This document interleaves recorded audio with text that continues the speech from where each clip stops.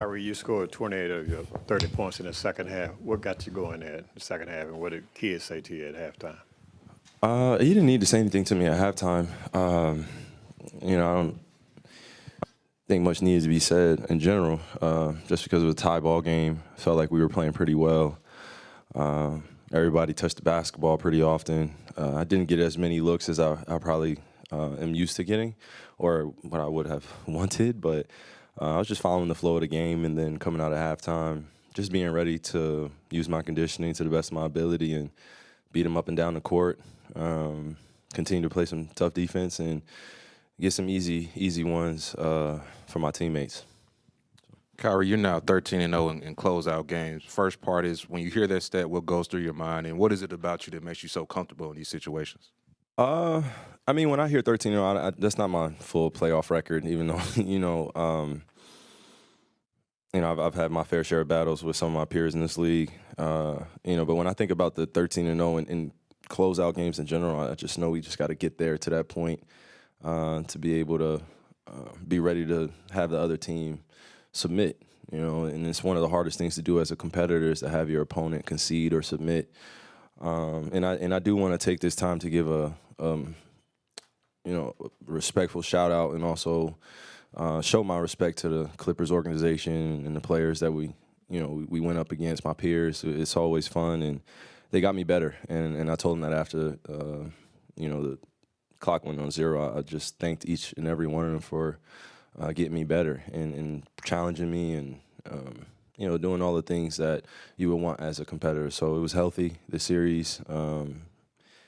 Just for us to continue to grow as a team, continue to develop what our identity will be moving forward. And you just got to relish in those moments where you get a chance to go against some of the greatest in the world, and you're in Game 6 on your home floor. The record doesn't mean anything when you go out there. You still got to finish the job. So that's what I was thinking. Kyrie, Coach Kidd discussed your perception in the past, and he had nothing but positive things to say about you. You've become like a fan favorite already in Dallas. Just what does that mean to you? Just the fans just embracing you here so far? I've been in this league for a while now, so I'm just grateful for those that have been with me since the beginning and those who are still rocking me now. All the new supporters, I'm grateful for them. It's a whole new generation that's watching me now, so I'm aware of that. Very responsible with what I say and what I do and how I approach my day-to-day life. And as a young person, I can say this, I wasn't really thinking about any of that. I really didn't have the understanding of who I was as a person to myself, and I had to figure that out. And then what you're seeing now is just a version of me that I'm proud of. I look at myself every day in the mirror. I give myself affirmations, and I meditate, I pray, and I'm just more consistent with my daily practices to help me stay grounded and balanced. And part of knowing who you are is knowing where you come from. Been on a spiritual journey, figuring out who my mom's side of my family is, figuring out some family members from my dad. So basketball was, sometimes not the priority, but I was in season. So then probably things got mixed up emotionally, and I think people prejudged me without knowing who I was and knowing who I am and not really knowing where my family comes from. And all that is just part of the process of growing up in this world and growing up in life. So it's no time to blame anybody or hold grudges. I just look at it as an opportunity to help the next generation see that you can make it through the fire and still rise like a phoenix. So, hey Kyrie, a lot of your game is talked about on offense, but your defense, 2 blocks, 2 steals. Coach Kidd, before the game, he talked about your competitive nature, being willing to take those challenges, like tonight in a closeout game, guarding James Harden. What does it say, and what is your assessment on your defense and how important it is to your game? Yeah, I think I'll echo kind of the same sentiment and statement I had the other day of just some of the best to ever play the game are recognized for doing it on both ends of the floor. And in order to make an impact on the defensive end, you have to be well conditioned, and you have to have that extra gear to be able to be able to guard the best of the best. To make the best of the best miss, you have to make them feel uncomfortable. You have to know tendencies. You have to study the game of basketball, and you also have to appreciate their greatness and not disrespect them. So I try to have that approach and maintain that consistent mentality that I'll be able to make more of an impact if I'm doing it on both ends of the floor. My offense can come and go. I feel like I can, play with the best of them on that end. But defensively, that's where I want to make my mark. And I know that it galvanizes the group as well when they see me doing it. So just leading by example and also trying to be up there with the greats, man. That takes consistency and takes the will that comes from internally. Kyrie, two quick ones for you. First playoff series as a member of the Mavs, how did that feel just having the AAC rocking while you were kind of closing out that game? And then secondly, what has kind of the camaraderie been like with the team through this first playoff series, and what have you kind of learned about the team? Yeah, I genuinely believe that, we grew closer as a group, not even just playing games. We did a lot of things off the court together, and we have a relatively young group as well. They're all pretty much around the same age, so they like the same things. They listen to the same music. They enjoy playing video games. They love doing the little things that, kind of make them happy and keep them grounded. So for me, I've had to come to understand that this is a different era. I'm a different leader in a different era now, so I have to approach them a little bit differently to get the best out of them. And once I was able to do that, then, I know they're all self-motivated, so I just try to give them that encouragement and that positive reinforcement that they're doing the good things, and also push them to do more for themselves, to push past what their potential is right now. So sometimes they can't see it, but you got to challenge them in a healthy way. So I feel like I've done that alongside the coaching staff, and Jay Kidd's been great, and just coming in and having these man-to-man talks that we need sometimes, even though we have women in the locker room too. Our women are allowed to have a voice too. I just want to make sure that. But we have these conversations where it's just honest, and we need that. And to answer your first question, AAC was definitely rocking. I remember Maxey hitting, I think, three tonight, and I had never heard it that loud in there.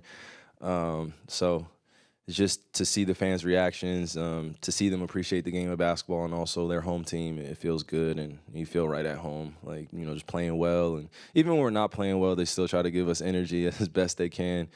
Just knowing other fan bases that I've been a part of, it could get real toxic. So, here I think there's a good balance, and they like to protect their players.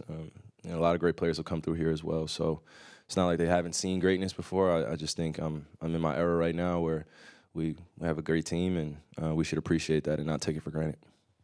Kyrie, there in the fourth quarter, you hit the three over P.J. Tucker. It seemed like you wanted to break him down before you did that, but what did you see in that matchup in that moment?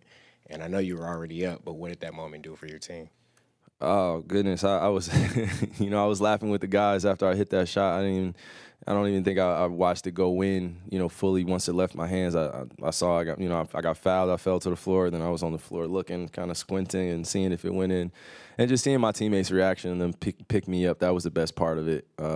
We knew that was kind of like the dagger in the series, and we were already up, but just those exciting plays that, momentum shifters mean a great deal. And we were already playing hard on defense, so to be rewarded on the offensive end where guys can get rest and then we get back and continue to play out the game until the clock's at zero, it's a big deal for us. So, I think you're seeing a group that's really selfless, and we want to celebrate each other, not just on the big shots, but the small wins, doing the little things, diving on the floor, picking our guys up. And I think if we stay on that trend, we'll do well for the rest of these playoffs.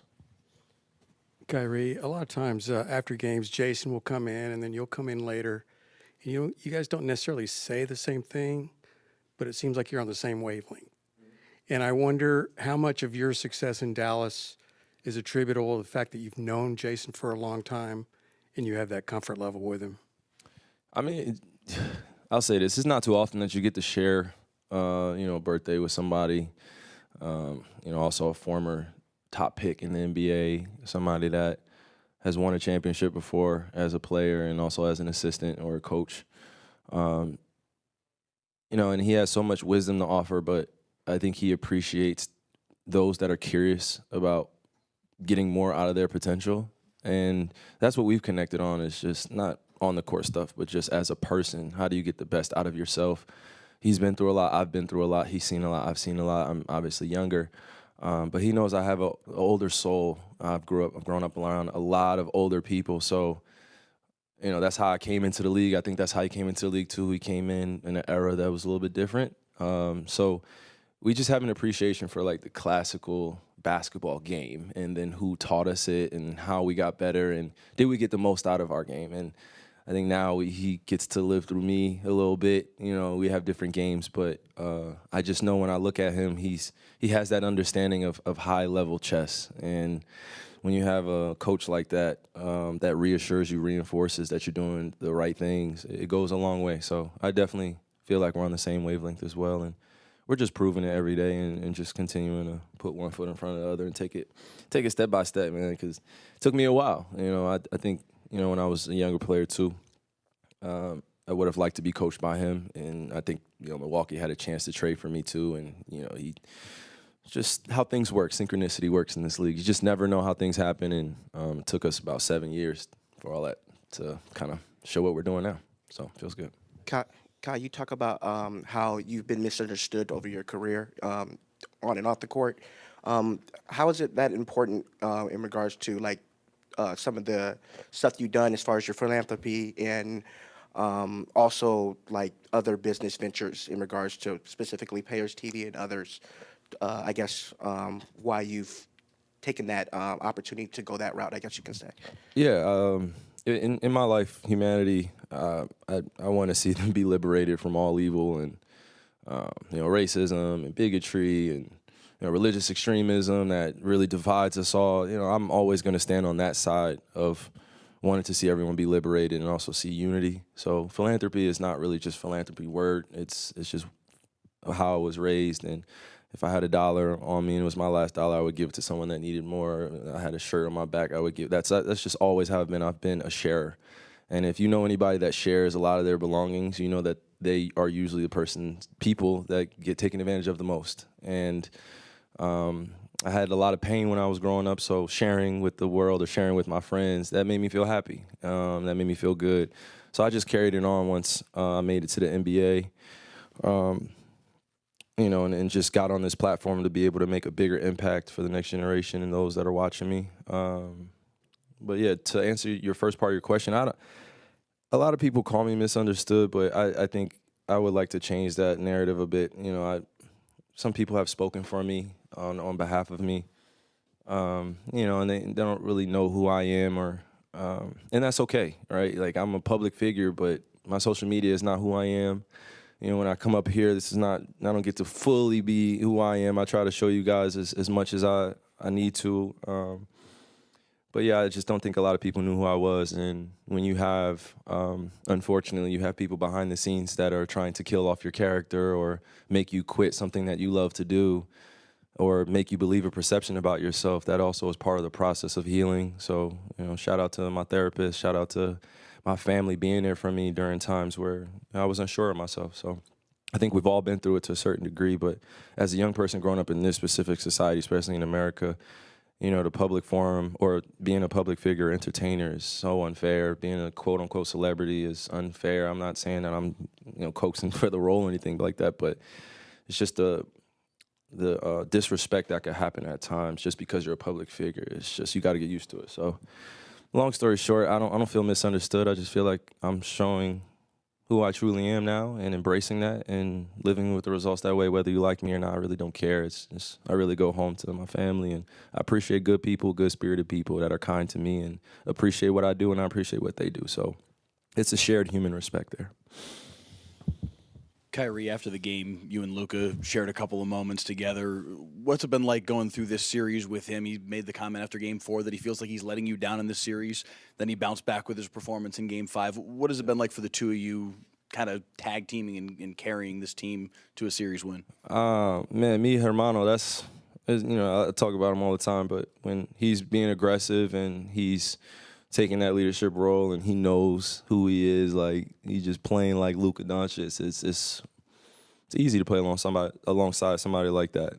But you also have to be sure of yourself, because when someone's that special, it's easy to kind of fall into kind of that secondary role. And there's no primary or secondary. We're one team. We succeed together. We fail together. And that's always been the MO since the beginning of the season. Just, you know, we're a team, and everybody has a specific role. Everybody has that skill set that they bring to the team. Just be the best version of yourself. So when me and Luka get it going like that, it just feels good. It makes the game a lot easier. And then off the court, I mean, you know, 25-year-old kid. So, you know, do my best to make him smile and have good energy, and also, you know, new father. So just try to support him in other ways. And on the basketball court, it just looks seamless.